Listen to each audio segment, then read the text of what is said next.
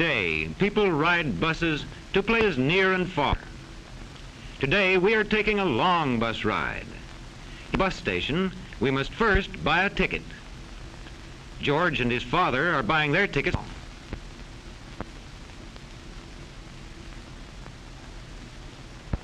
They are just in time for us coming into the station. It is big and full. Mr. Fisher drives our bus. This man tells us when the bus is ready. He talks through the loudspeaker. Platform 5. 7:30 coach for Somerville, Easton, Harrisburg, Bedford, Pittsburgh, West. Time to go. Many people are going with us. The porter puts away our baggage in a space under the seats. Mr. Fisher takes George's ticket.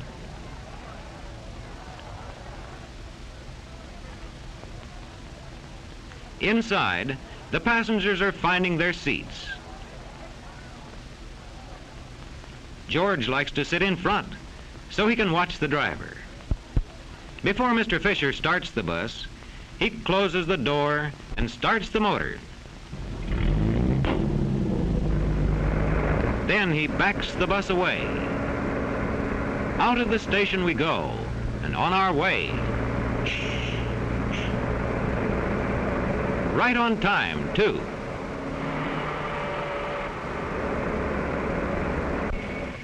Mr. Fisher drives carefully in crowded city streets, watching out for cars and people. He switches a signal to warn drivers behind him that he wants to make a turn. One last look at the tall buildings as we leave the city behind.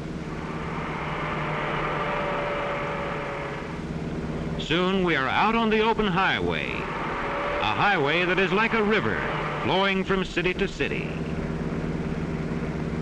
Cars, buses, and trucks roll over it day and night.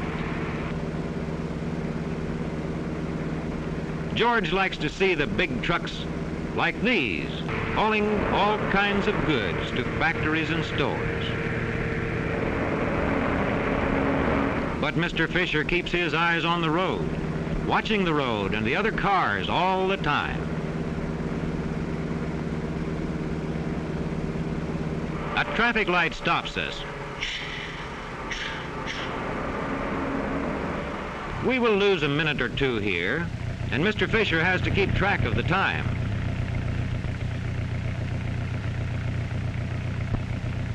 "9:56. He's still on schedule.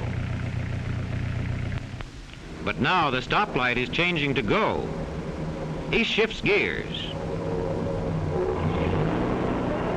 He moves ahead quickly. He still has many miles of driving to do. He knows just how fast to go on each part of the road, to keep on time and to drive safely. Now watch this driver coming out of a side road.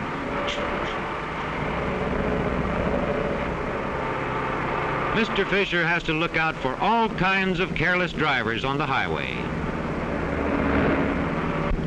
He sees in a big mirror cars coming from behind. Here comes a car past now. Here comes another.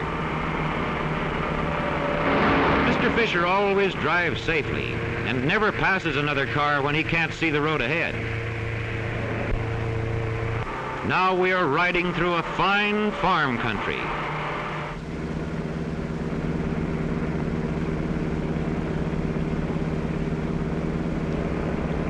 Look there, farm boys and girls wishing the driver good luck as we roll onward. A train is coming. But we need not stop for trains. Our highway goes under the railroad through this underpass.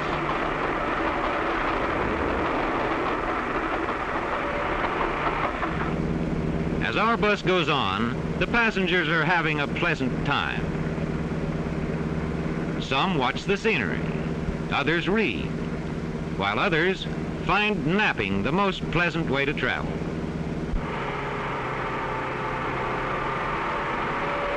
Look ahead. There's a car stalled on the highway. Our driver puts on the brake. And he turns out carefully. The driver must be ready to act quickly.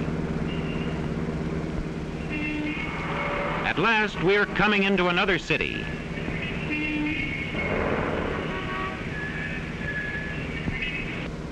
The bus turns into a station much like the one from which we started.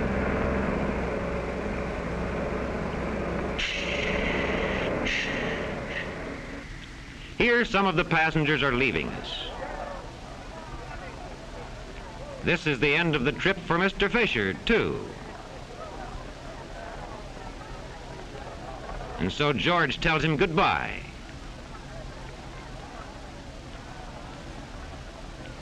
A new driver, Mr. Thompson, will take us on from here. Mr. Fisher turns over the tickets. Everything in order, Mr. Thompson is ready to go to work.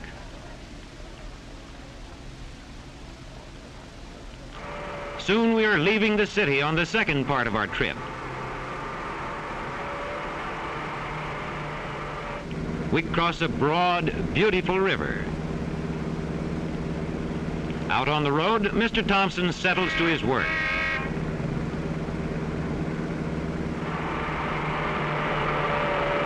In a little while, we reach the entrance to a great superhighway.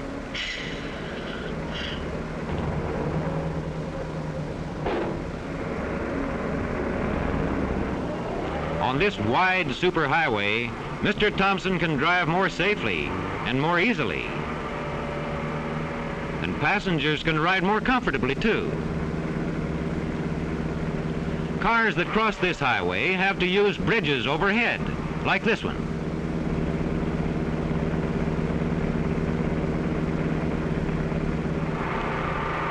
Wide, separate lanes and well-built curves mean faster, safer driving.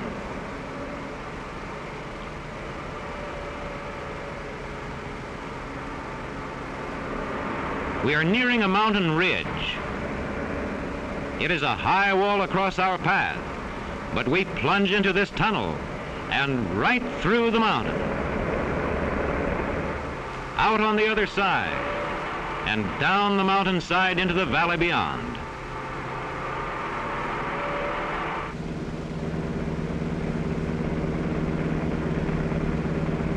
Now we come to a place where the bus stops to give us a short rest.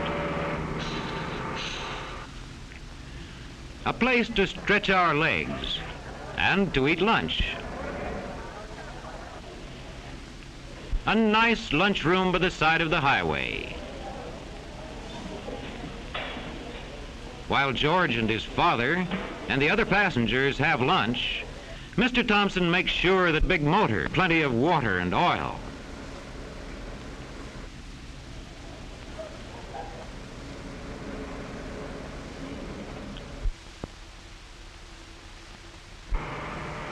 In a little while, we are on our way again. The passengers settle down for the last hours of the trip.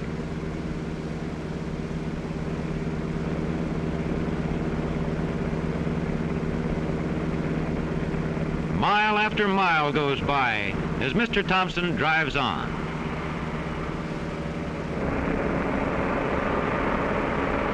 Now we cross a valley of steel mills and factories. We're nearing the end of our long ride. Mr. Thompson's work for the day is almost over. The passengers get ready to leave the bus. Hats and coats go on. Journey's end. Mr. Thompson has driven another long bus trip safely and on time. Tomorrow, he will drive back over the same road. Now it's goodbye to Mr. Thompson and goodbye to George. Let's hope we'll take a bus trip together again very soon.